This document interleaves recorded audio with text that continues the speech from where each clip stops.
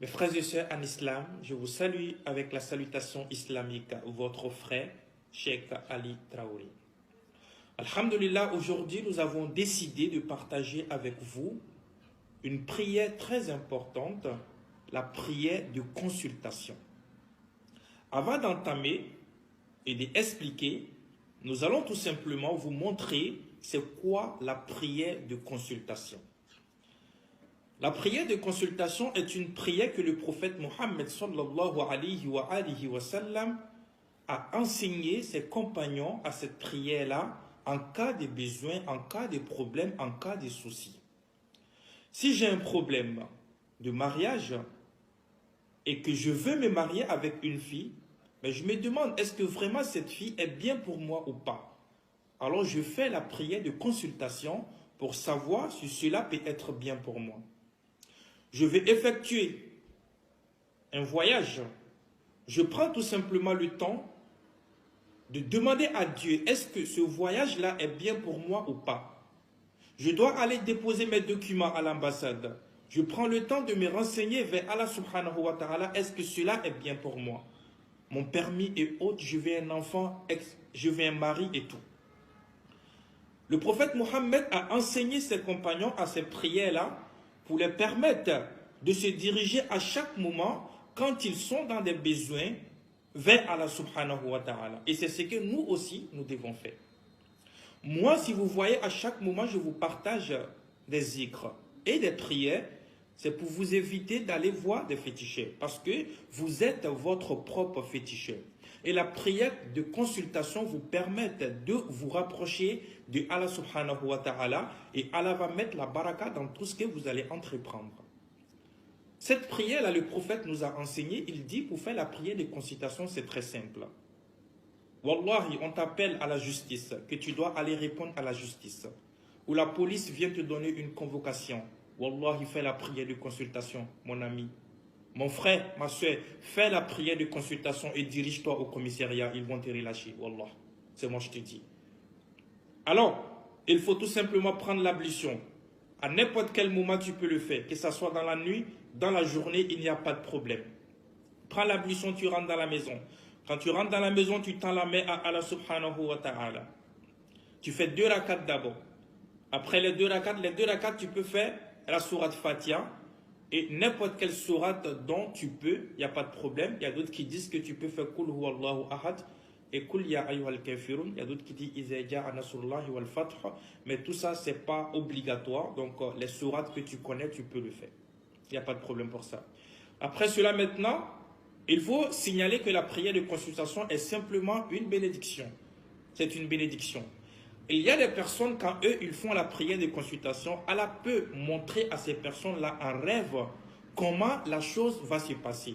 Parce que les gens ont des degrés envers Allah subhanahu wa ta'ala au niveau de la foi. Moi, je peux faire la prière de consultation aujourd'hui et je vois dans ma prière de consultation que la chose dont j'ai demandé, ça va se réaliser directement. Mais une autre personne peut faire la prière de consultation et cette personne-là, ce qu'il va voir, ça ne va pas être la même chose que moi j'ai vu. Peut-être même Allah ne va même pas montrer à la personne. Donc, quand vous faites la prière de consultation, ce n'est pas une obligation que vous voyez des choses en rêve. Non, ce n'est pas une obligation. Donc, la prière de consultation, c'est ce qu'on appelle al-istikhara. Istikhara. Donc, vous voyez souvent, il y a des personnes qui disent fais istikhara pour moi, fais istikhara pour moi. Non, vous pouvez le faire vous-même. Wallah, c'est très très simple, c'est même pas du tout compliqué. Il n'y a pas d'autre istikhara que l'istikhara du prophète Mohammed sallallahu alayhi wa sallam. Wallah, c'est très simple, c'est pas compliqué. Il y a beaucoup de personnes qui vont vous dire vous pouvez aussi donner votre istikhara à quelqu'un de le faire. Si vous ne pouvez pas, il n'y a pas de problème. Mais si vous pouvez le faire aussi, c'est très bien. Donc, quand vous finissez de faire les 2 rakats, vous allez tout simplement tendre la main et vous allez dire, je ne vais pas le prononcer en arabe parce que ça peut être difficile pour vous, mais vous pouvez le prononcer en français directement. Donc, quand tu tends la main, tu vas tout simplement dire à Allah subhanahu wa ta'ala, ô Seigneur, je vais prendre conseil auprès de ta science. Je viens prendre la force dans ta force. Je viens te demander ta générosité infinie et ta bonté. Car tu es capable et moi je suis incapable. Car tu sais et moi je ne sais pas.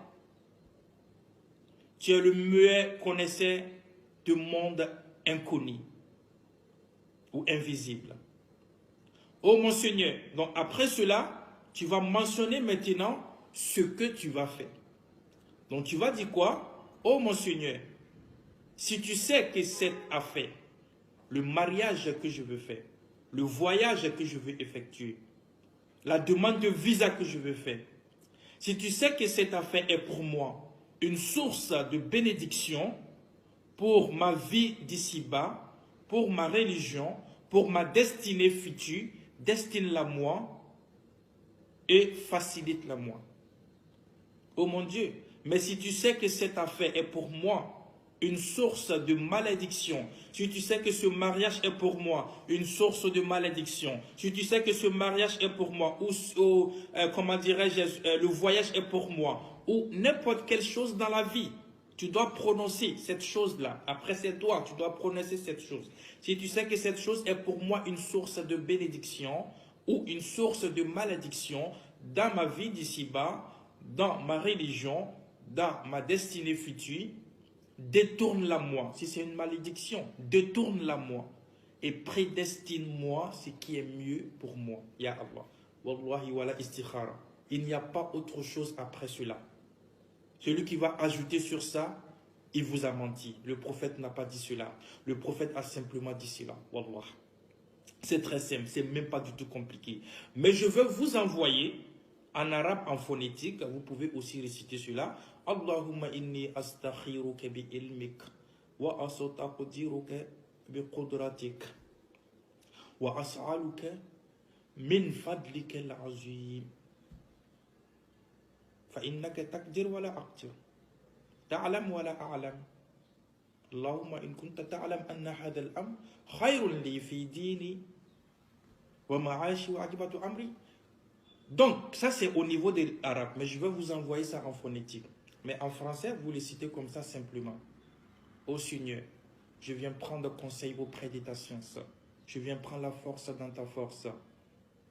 Je viens te demander ta générosité infinie. Car tu es capable et je suis incapable. Car tu sais et je ne sais pas.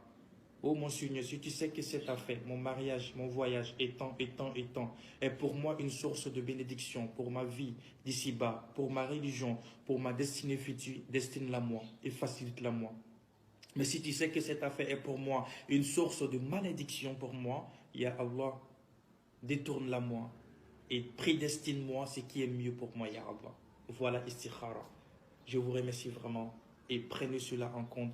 Wallahi, ce sont les hadiths du prophète Mohammed sallallahu alayhi wa sallam. Qu'Allah vous protège.